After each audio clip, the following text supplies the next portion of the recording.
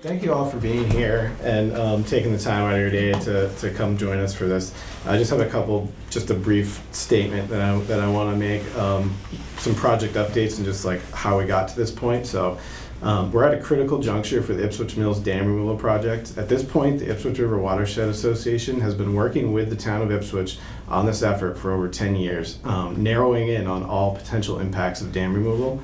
This is one of the most ecologically important projects in our region, as evidenced by the overwhelming amount of support it has received at every level. That includes support from the Massachusetts Division of Ecological Restoration, the Massachusetts Executive Office of Energy and Environmental Affairs, the Massachusetts Division of Marine Fisheries, the Massachusetts Environmental Trust, Massachusetts Office of Coastal Zone Management, Essex County Greenbelt, Mass Audubon, the National Oceanic and Atmospheric Administration, the United States Fish and Wild Service, the Nature Conservancy, and American Rivers have all weighed in on this project and expressed their support. The Ipswich Mills Dam no longer serves a purpose and causes unseen damage to the local ecosystem every day. It's a liability for the town of Ipswich and currently has deferred maintenance issues that will one day result in the need for considerable and expensive repairs if kept. The decade plus of feasibility study and analysis that we have at our fingertips right now shows that the benefits of dam removal would be immediate and profound. The Ipswich River faces many challenges, but removal of the Ipswich Mills Dam would assure that the large amount of stream restoration work that has been completed throughout the watershed and paid for by towns in the state can be fully leveraged. Over the past 6 months, the project has been engaged in the Massachusetts Environmental Policy Act review process and has received guidance from state agencies on the best way forward with the project. This means that every single logistical issue associated with the project has a plan in place that has been weighed in on by the public and state agencies. This includes the sediment behind the dam. There's an approved sediment sampling plan for the project that will ensure no contaminated sediment will be released downstream as part of the project. And this also includes a preliminary plan for the actual dam removal work, which will restore natural processes and uncover the natural cascade that likely exists here and has been covered by the dam impoundment for many decades. At the end of this month, the project will receive a final set of feedback that will inform the rigorous permitting process that this project still has ahead. The environmental permitting process in the state of Massachusetts is one of the most stringent in the country and works to ensure that this project will not damage any public resource, including the clam flats downstream. Last May, the residents of Ipswich voted in favor of advancing the dam removal project with a 68% majority at town meeting. The Select Board is once again seeking input from local residents on the project this upcoming May 21st on the town ballot. And our message is clear. Supporting dam removal means improving river health, public safety, fisheries restoration, climate resiliency, public spending, and river recreation. Can you speak to the endangered river status twice in the last decade? Yeah, so the endangered river status was something that was bestowed upon the Ipswich River by American Rivers, which picks 10 rivers every year that they want to shine a spotlight on for meaning that there's some existential threat to those rivers. And so 2021, the Ipswich River received that status based on its state. Water withdrawals are a huge issue that are impacting the Ipswich River, something that we've been also working diligently on. What are water withdrawals, Neil? Water withdrawals, yep. What are they? So yeah, the municipalities, both in the Ipswich River watershed and outside of the watershed, use Ipswich River water for drinking water, and so that can often put some stress on the river, especially during the summertime and during droughts. And so it's a huge issue that we're working on in parallel with other restoration projects like the dam removal.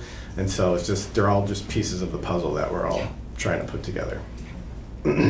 Neil, as far as some of the other restoration efforts upstream, the Foote Brothers, the Bostic Dam, the connectivity of Hood Pond, can you talk about how our downtown dam, how it factors in and why it's so important to the other projects that have been funded? Yeah, so over the past, even before my time at Ipswich River, we've been working on upstream restoration projects with other watershed towns. So that includes projects like culvert upgrade projects. In particular, we did one at Hood Pond and Topsfield, which has been identified as pristine alewife spawning habitat. And what we did was restore access to that spawning habitat for the first time in over 100 years. And so projects like that rely on this project, the Ipswich Mills Dam Removal Project, to succeed. because the Ipswich Mills Dam is kind of the linchpin of it all. It's the first barrier that migratory fish hit on their way up the river, and if they can't get past that, then there's no hope for these other restoration projects that other towns and state agencies and federal agencies have invested in upstream. And so that's what makes this project even more critical. Is it's more than just Ipswich. It's these other. It's for the whole watershed, really. And so that's why this is such a critical project. How many communities take their water from the road? Aaron? 15. 15. Yeah. It travels through 24 towns, 15 of which get their water. Yes. Does that include Beverly and Salem? Yes. Okay. Yeah. So it's about 350,000 people that drink Ipswich River water.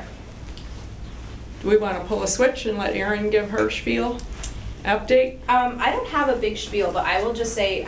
Would you mind coming up for Yeah, the camera? yeah. Thank you. Neil, thank you. And we'll just open it up again once you're done. Yeah.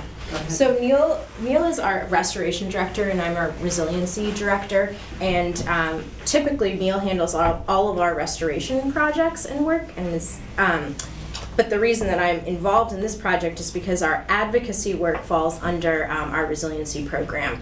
And this is a really unique project that because the town owns that dam through kind of a quirk of history, the town gets to decide what happens to it, and therefore the select board has opted to put it to a vote, both at town meeting last year and on the ballot this year. And so it's a very unique intersection of a restoration project, kind of intersecting with a public conversation about what happens to town infrastructure.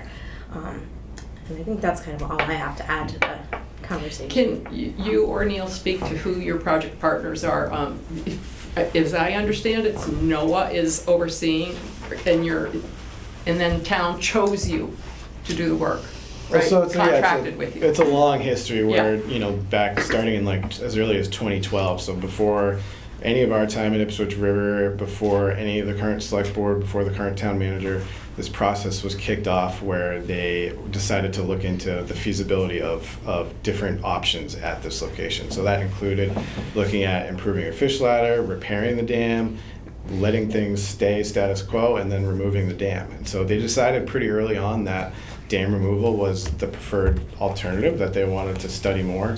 And so that kicked off the last 10 to 12 years of feasibility study, if anybody wants to look at that. But there's lots of good information on there, and part of our job is to distill that. And so that's what we've been working with the town on, is to do outreach, engagement with the community, letting people know why this project is so important and all the work that's been done into it.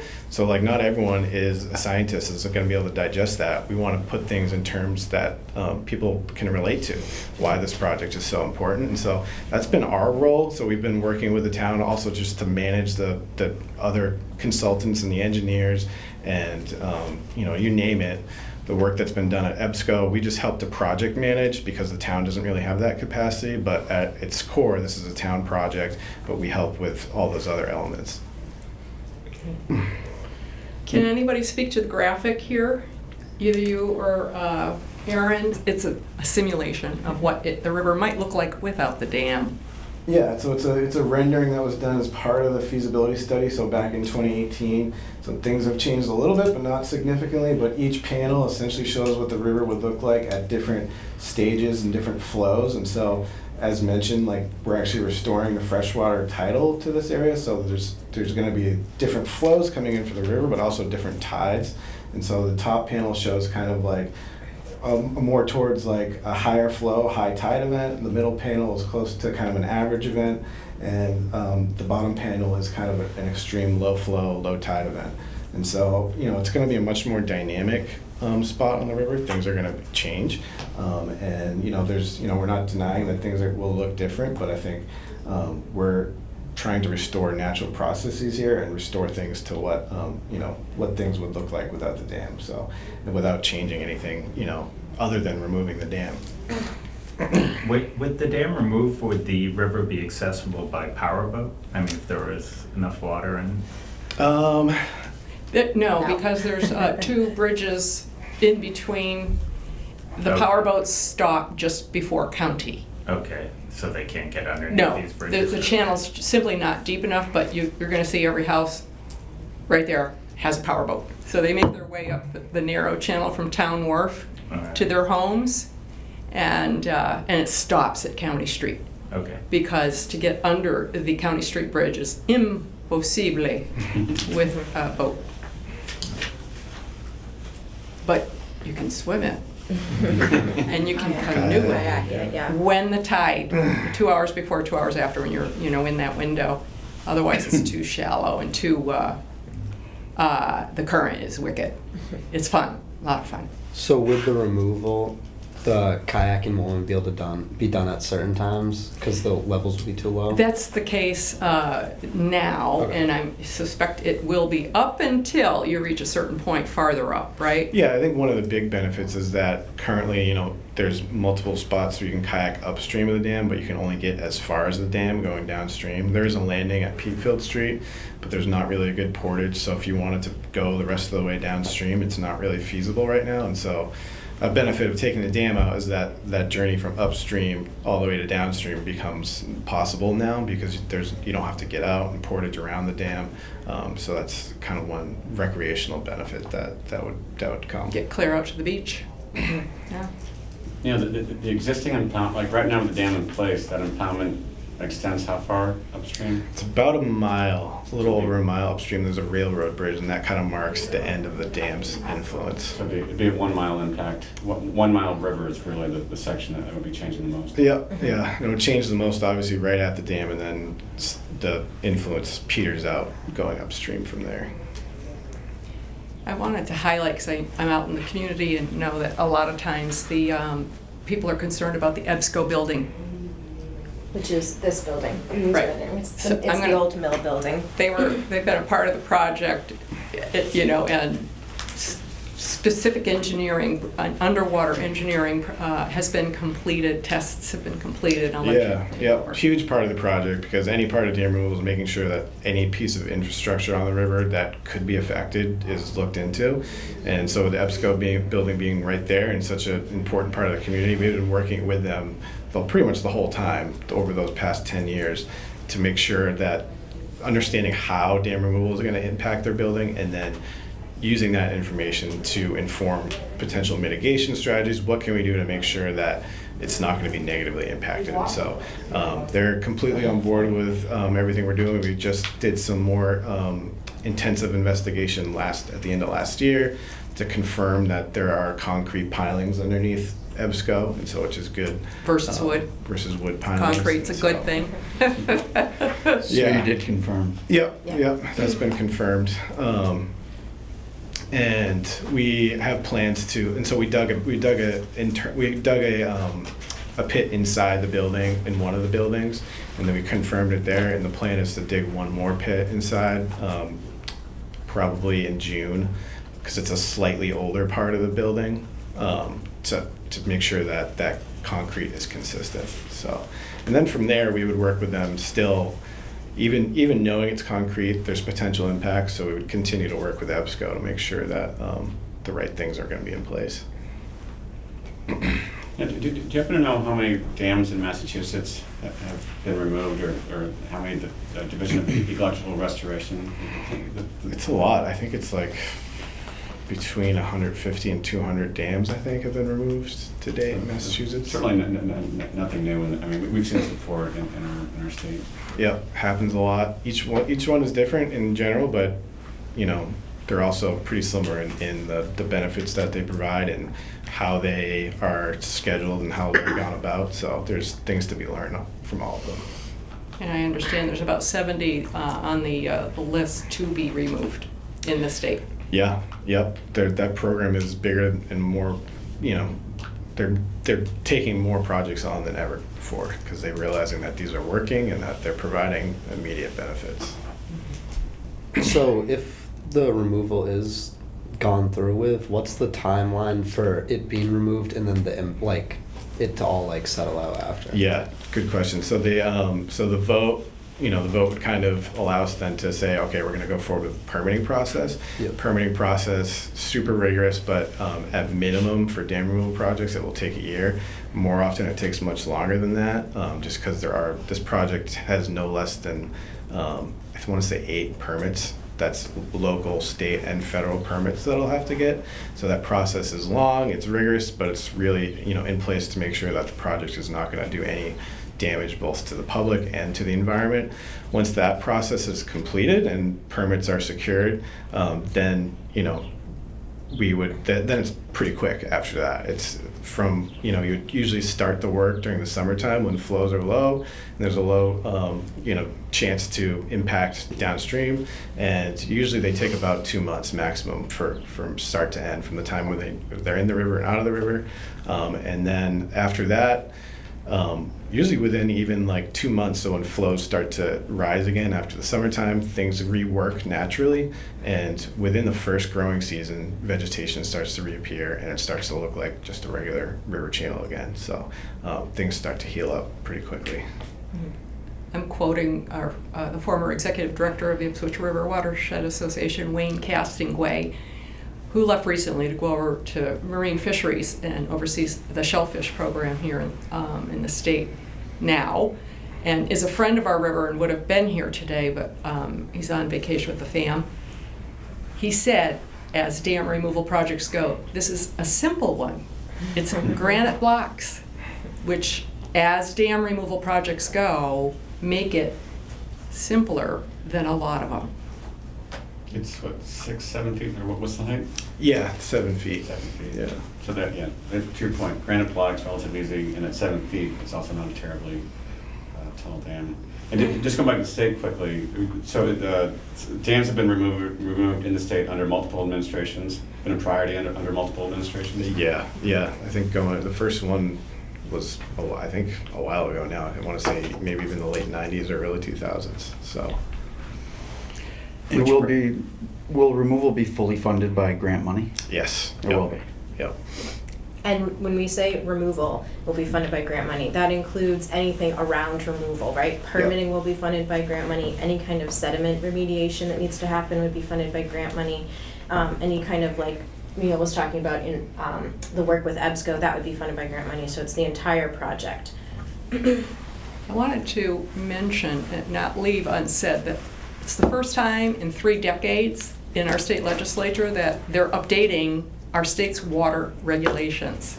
And there are right now 5 to 6 pieces of legislation making their way through the State House. One is called the Drought Bill.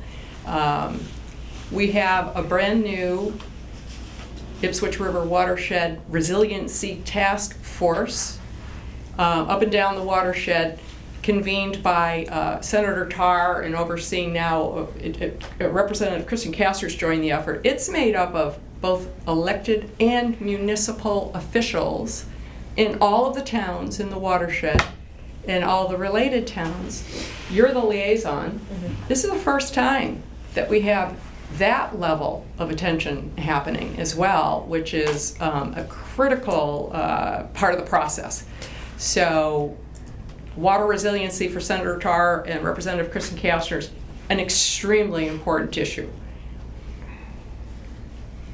So you mentioned other options that were looked into, like an improved fish ladder and all that. Were those not feasible or wouldn't have the impact that you were looking for? Exactly. Yeah. So from the town's point of view, and the partners that were worked on the project in those early phases, dam removal is always the preferred option because it's the cheapest and it's the most effective at the goals that they had in hand. So the town has, climate resiliency plan and all these other documents that are trying to plan for the future, and the dam is a major part of that. So removing the dam, addresses all those goals, it improves climate resiliency, and so I think from early on it became the preferred option because of those reasons. Things like a new fishway would, it would address the fish part of the problem, but it would not improve climate resiliency. It doesn't get rid of the liability that the dam poses, and it's also a continued maintenance cost as well, because fish ladders are regulated by the state and need to be upkept constantly. And then with a new fish ladder, that also means that you're essentially recommitting to the dam. So there's current deferred maintenance with the dam that would have to be addressed. That's additional money that can often not be used. I mean, grant money is often not available for those types of things because the state is not really interested in continuing to fund dam upkeep in general. So. And fish ladders have a very low effectiveness. Yeah, I mean, nothing's as good as dam removal, and that's, that kind of For is fish pass. stated at every level for fish passage. And but yeah, fish ladders, were originally designed to pass at Pacific salmon, and so they're not usually designed for the species that we have here, but they work. They will pass some fish, but it's a huge reason why fish populations have had a huge hit over the past 100 years. I will say too, this site is particularly, maybe not particularly or uniquely, but it is quite difficult to design a fishway at this location because it goes through downtown Ipswich and you have significant space constraints. So if you look at some of the other successful fish bypass projects around the region, you'll see it's basically a channel that goes around the dam that this fish can swim through. And there's just no place in downtown Ipswich where you would have the space to create that type of infrastructure. And so, it would be complicated and therefore much more expensive to try and design an effective fish passage. And we also know, we talk a lot about fish, but there are other animals that get stuck at the dam all the time. We've had beavers and otters that can't swim up it, and removing the dam also enables that free movement of other wildlife as well. There's nothing sadder than watching a mother stand up there and look down at her little ones down below. Yeah, actually, and that's not even talking about the animals like turtles and fish that get washed over the dam and then can't go back up. Very sad. And I got to throw a mention of the bugs too. So the bottom of the food chain. Yeah. I mean, we've had evidence that the macroinvertebrate, the thing that pretty much everything eats, and that the higher the food chain eats, decimated in the Ipswich River. And not having that gradual transition at the site where the dam is a huge detriment to those organisms.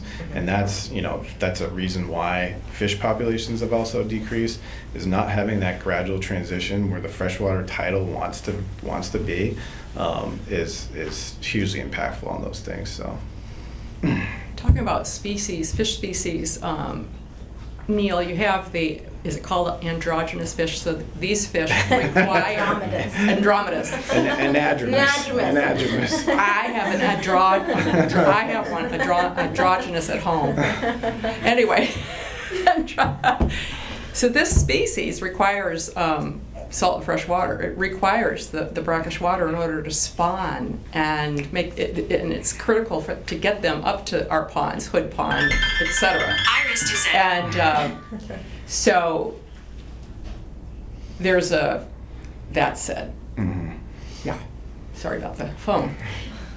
Could you speak, what were the other projects upstream? Is the Foot Brothers dam Yes. being removed? So the Foot Brothers is privately owned by the Foot Brothers, the canoe company, and so we're working with them. So part of there's a NOAA grant, the National Oceanic and Atmospheric Administration, that grant covers the work that we're trying to install a nature-like fishway. So essentially a bypass channel that goes around that dam at Willowdale at the Foot Brothers. And so essentially it would mimic the natural river. It's not like a technical fish ladder like you see down here at the Ipswich Mills Dam. It essentially would look like the natural stream channel. It would take water just from upstream of the dam, and it would be operated during the times of the years where it's necessary, so like during fish migration season. And so that's an option there because that dam is privately owned, and the Foot Brothers would need to be willing to take the dam out, essentially, if they wanted to go that route. And so we're working with them for the next best option behind dam removal is kind of this nature-like fishway, which still isn't perfect, but it's the best option available at that location. And will allow portage, right? Yeah, I Easier think portage. it's still early on in the design phase, and so Yeah. we're still working some details out. We're hoping. Yeah. That site, the Foot Brothers Canoe Livery is on one side of the dam, and then immediately opposite them is property owned by Greenbelt, and so Greenbelt is happy to have a nature-like fishway on their property, and so we have we've been partnering with them, and we have the space to construct that goes around Foot Brothers Dam. So does that work on Willowdale or anywhere else in the watershed? Is that at all contingent on like the effectiveness of this project, or? I mean, it definitely makes this project that much more important. The fact that all these outside agencies are willing to invest in this upstream restoration work, I think that shows that what the potential is in the Ipswich River watershed. Everyone, all the history points to it being a major fishery, and it's just gone downhill. And so I think the willingness from these outside agencies to invest shows that the potential is there. And so, but the Ipswich Mills Dam, it's that much more critical for it to happen to make those other projects successful. It's the biggest lever on the future population. We can get some marginal benefits by improving Foot. We can get some marginal benefits by removing Bostic. We can get some benefits by improving connectivity to Hood. But, the needle will be moved a little, but if we get this dam out, the needle will move a lot. We'll see some dramatic. And this dam is really the one that's going to change the overall. It's really going to move the needle on the overall population in the future. Will the removal of this dam have impacts that far upstream? Upstream, yeah. As far as for fish, migratory fish. Fish populations. Yeah. But in terms of water and flow up near like Foot Brothers, would that? No impact. So yeah, the only impact on water is peters out about a mile upstream here. Yeah. So there's a watershed, right? There's a 125-mile watershed feeding this dam, and removing this dam does nothing to change the rain's going to fall in the watershed. Rain's going to run down. Removing the dam does nothing to change the flow at the river. And just going back to the 7 foot height, at 7 feet, it's not a flood control dam. So that's completely off the table. Never has been, never will provide any flood control benefits. If anything, it'll be a slight improvement to flood impacts. At 7 feet tall, it's never been a viable hydroelectric power. That's off the table. Too low, too small. If water's the fuel, it's kind of too small of a watershed. Not that tall, so that was never really a viable option. Out west, sometimes dams are built for water supply. Same thing, doesn't apply, totally different situation. I think about the one benefit that the dam provides is sort of flat water recreation. But for that, there's no industrial benefit, there's no real economic benefit. Some of these dams, across our state and nation, provide these other benefits: water supply, hydropower, flood control. None of that applies here. It's just at 7 feet tall. And yet you saw that in the video, kind of that trade that was made 100 years ago. 100 plus years ago, it did benefit the hosiery, but again, that's been off the table for quite some time. So much of the opposition is that a fear-based, one in particular, the sediment discussion. That the sediment above the dam is going to wipe out the clam industry. And the scientists from American Rivers, when we debuted this and had a public viewing of it, there was a wonderful panel of speakers. The fellow from American Rivers said very specifically, those clams want that sediment. The clams need that sediment. And then otherwise, if there's any sediment that is toxic, that's being tested for often.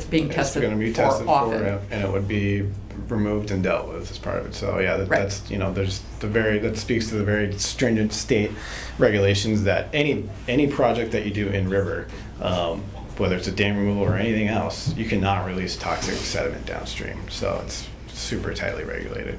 And to be clear, the state did express their own concern. At least they wanted you to look into that sediment more as part of the They wanted us to develop the plan, and so usually that process is usually regulated by the state 401 water quality certification process, and so that's at that time is usually when that process occurs. So the MEPA, the Massachusetts Environmental Policy Act review, wanted us to essentially get going on that a little bit earlier, just to make sure we had that plan and that we were working on that plan. So that was always something that this project was going to have to go through. It was just that we got to kickstart it a little earlier. And do you know where that 401 water quality, at what point in the permitting process would that come? That's one of the first ones that you'd okay. go for. Yeah, it's pretty early on because some of the other ones rely on that one. Okay. Yeah.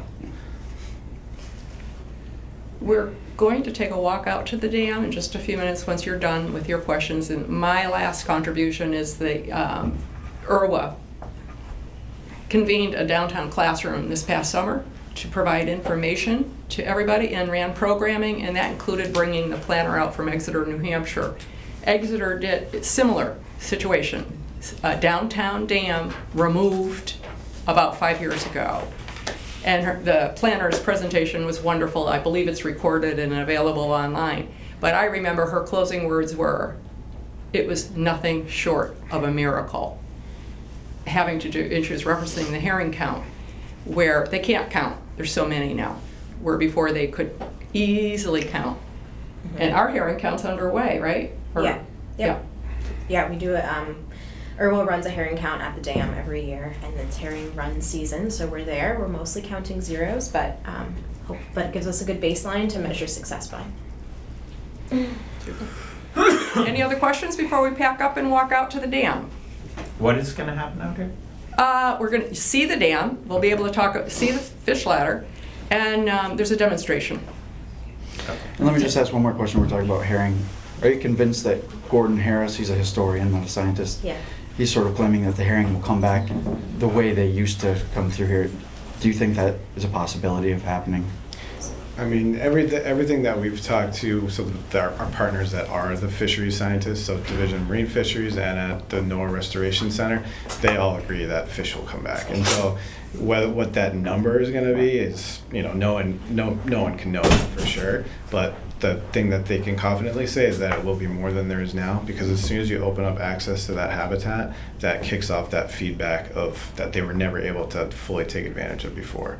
So the dam just has blocked passage for so long and has filtered out so much of the population that wants to be above there, that as soon as you take it out, those numbers are going to start to rebound. And so it might take a while. I think that no one would deny that, to actually get more robust numbers, but that will happen. For kind of context, the herring runs historically in this watershed were in the millions. And now we're counting, in the past few years, it's been hovering around 1,000 fish are estimated to actually make it over the dam and be counted. So we're looking for improvement from 1,000, and are we going to get to millions? That's, further in the future, but there's significant room for improvement from where we are now to where we know we have been in the past. Of course, once we get out there, you're welcome to continue questioning, and you'll be able to meet some of the activists in town who care enough about it to show up today.